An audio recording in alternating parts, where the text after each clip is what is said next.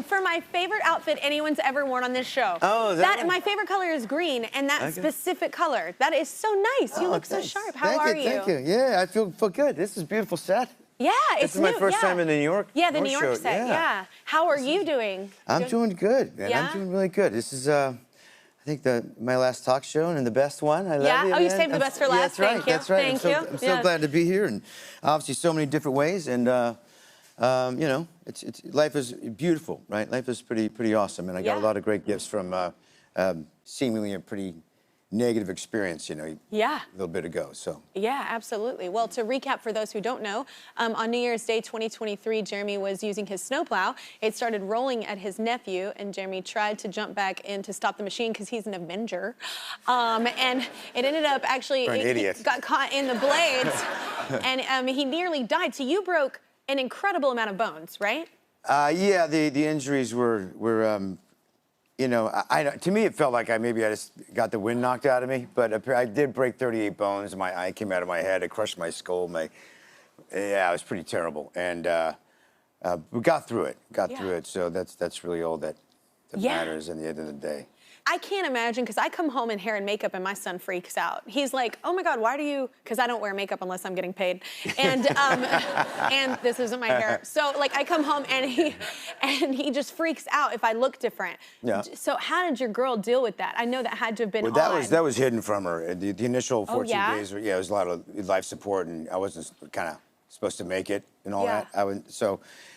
She was hidden from all that until I even forgot about my daughter, is how messed up I was in this accident. And wow. But once I got off life support and all that and got home after, you know, a couple weeks, my sister told me that, you know, Ava was here. I'm like, that's when it all kicked in for me. Then my life support really kicked in, because my daughter is my life force. And that's when you know, Kelly, I tell you, you're a mom, and it's like it's everything. I saw the fear on my daughter's face for the first time. That's amazing. That's when I was looking in a mirror. I'm like, I must look pretty terrible.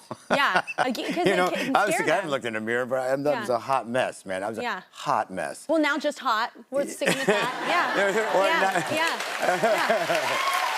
You can drop the mess.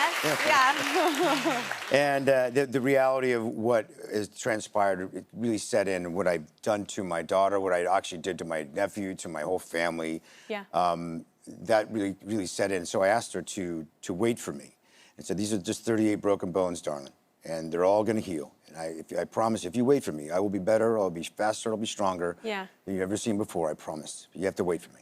And that's where we started writing songs about this sort of stuff. I was going to say, some people don't know this, but like you're an incredibly talented musician as well. And I think look, obviously like music is very healing for me, but so you took that conversation, and was it your friend that actually told you this should be a song? Wait. Yeah. It's I worked with my girlfriend of mine, Leanna, and she's amazing, and sat down. We started writing a bunch of music because we all kind of wanted to heal from the incident. Because anybody that cared for me prior to the accident also went through stuff, right? It's like almost losing somebody is grief. Just, it's just as bad as like almost losing them, right? Yeah. So doing it musically was very cathartic for us, and even for my daughter, because she was very a part of it. And I know you kind of write songs and do stuff for your kids and with your kids even. My daughter plays piano, and just to get her involved in the process, it's turned this into something positive. And that's what I've always been trying to do since the accident. And music was a great outlet for me, for my friends. Even my brother-in-law got involved in writing that song and playing guitar. So I don't know, it's great, man. I always love to find something actionable that we can all kind of do, and if it became something healing, heck, man, even better. Did you have any favorite moments during recovery with Ava? Again, always having her as sort of like a mirror. I always had to I only had her on the weekends, right? Because I was suffering pretty bad. But I'd work all week long to show her that I can do something else. Like just sitting up was one weekend. I'm like, look, I can sit up now, and I can do this. And when I don't pee in a jar anymore, look at this.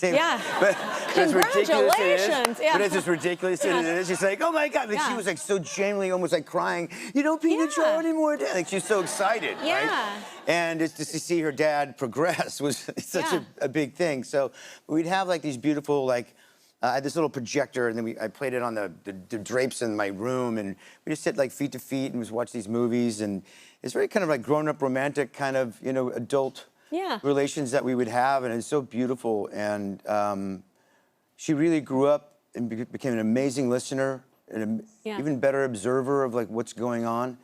Watching her dad, you know, and so all those she found a lot of pride in each week.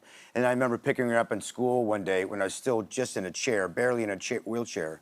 But I wheeled myself out to my car and then drove her and picked her up from school, and she just flipped out. Yeah. And I just started crying. It was a whole thing. But all these like wonderful moments of milestones. Yeah, you can do anything. Like, she does say Dad's a real superhero, actually. Yeah, you really, cool. Yeah. And that was a look at his show, Mayor of Kingstown, season 3 premieres June 2nd on Paramount+. So it's season 3, but for those who haven't, you know, clicked on it yet, like tell everybody what the show's kind of about.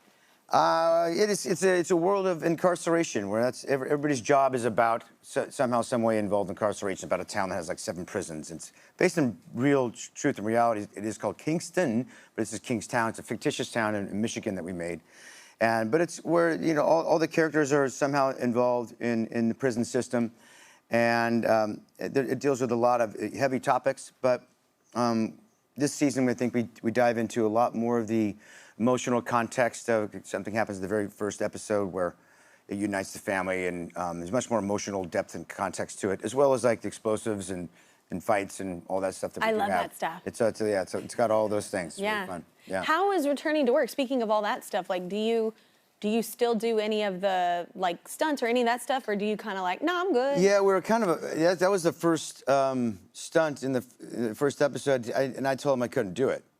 And because I wasn't doing so great when I first came back. It was I was falling asleep in the middle of scenes, and everybody was treating me pretty delicately because I kind of was. I really had to physically lean on people as well as emotionally lean on them for support. But as time went on, and I got stronger. But yeah, then I was able to do that stunt, and that was another one of those sort of moments or milestones that created hope. Like, wow, I guess we can do it. They started writing more stunts and stuff, so I guess I could do it. Yeah. But it's like you have to pull the Band-Aid off at some point and kind of figure it out. You know, are you going to keep being in recovery, or are you going to try to apply it to your life? So that's what we did, and it seemed to work out all right. Yeah, hell yeah, dude. That was awesome. So how did the show adjust, like, to help you? Because you said you couldn't work like the same hours. Yeah, we were trying to figure out, do we work like 3 long days? Do we work like, half days for all week long? Or it's hard to do. Movie sets are very difficult because scheduling, there's a lot of moving plates. It's kind of a carnival life. So I didn't want to put too much pressure on the production. But so what they end up doing is just scheduling me like I was a 14-year-old, minor. Like a child actor. Yeah, like a child actor thing. Mm-hmm. So you can only work X amount of hours, a certain amount of days, and that kind of thing. And so that ended up working out great, and I got stronger much faster. And then I feel super strong by the end of this show. Versus you feel pretty shattered after 5 months of working. But I feel stronger, and it's great. I feel pretty happy about it. Wow, that's so cool that they wrapped their arms around you. And like the whole show, because it could have ended. You could have just been like, I'm out. It's nice to have everybody have a job too. We're out in Pittsburgh, and we also had the actor strike and writer strike. So it was like all last year was like pretty bleak for a lot of people, and I wanted to make sure that I didn't want to go home on my dime, because of my body. I want to keep people employed as well too. That was pretty important to me. Well, there's a pressure on that too. Yeah. Well, so anything get easier with acting, like after the accident? Easier, like perspective and everything. I don't know. Perspectives. There's like things that I got a photographic memory all of a sudden that from the accident that got better. Wait, what? I think it's not because I got crushed. I think it's because I just don't pay attention to most things in life anymore. I really don't have any small stuff to even sweat out. Yeah. I just don't care about most things. Yeah. I focus. You care about the important things. Yeah. And because of that clarity, I probably have a lot more sort of brain space and power to didn't have a memory to. What a lesson. Yeah. And then this eye that popped out, it also got better. My vision got better. So, like you can't tell your eyeball was out of your head. It just cracked the orbital and then cracked my cheekbone that was floating around. So they put metal plates there, but the eye itself was still within. You're like kind of the RoboCop. eyelid, right? I could just see my eye with my other eye though when I was laying there. It just wasn't hanging out like a horror film. Now, were you like freaked out by that or kind of intrigued? No, I was just sort of like, I'll deal with that later. I I got to worry about breathing. You backburnered it. Yeah, I got to exhale, then inhale, and then exhale and inhale. And oh my God. I got to breathe first. It's just, doctors are incredible. I said this in the commercial, right? You cannot tell anything, like this is incredible to me. Yeah. The doctors are incredible for sure. I mean, the love and support, that was incredible. And then the body in itself, man, you give it the proper attention, and the body's incredible. How it can heal. Yeah. Absolutely. We need another break. Season 3 of Jeremy's show, Mayor of Kingstown, premieres June 2nd on Paramount Plus, and look for his album Love and Titanium, which is what he's filled with right now, wherever you get your music.